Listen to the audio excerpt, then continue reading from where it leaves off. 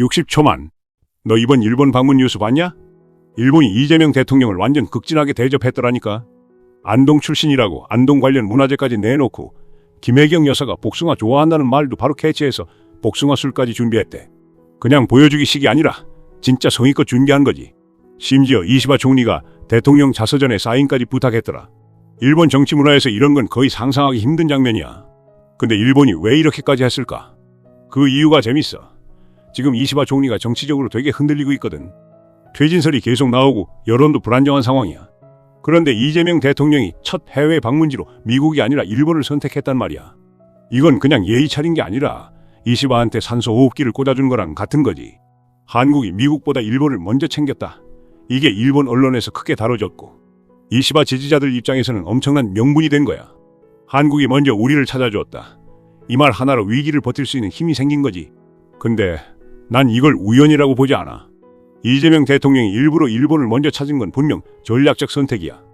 보통 한국 대통령 첫 해외 방문지는 늘 미국이었잖아. 그런데 이번엔 과감하게 일본을 먼저 택했어. 이건 상대방의 처지를 읽고 그걸 이용한 거라고 생각해. 미국이 중요하지 않은 게 아니야. 근데 일본을 먼저 방문함으로써 우리는 일본을 무시하지 않는다. 오히려 일본을 중시한다. 이런 메시지를 던진 거지. 이게 일본 언론에 퍼지면서 판세가 완전히 달라진 거야. 앞으로 어떻게 될까? 이시바는 정치적으로 도움을 받은 셈이니까 한국에 빚을 졌어. 그러면 협상 테이블에서 누가 주도권을 쥐겠어? 한국이지.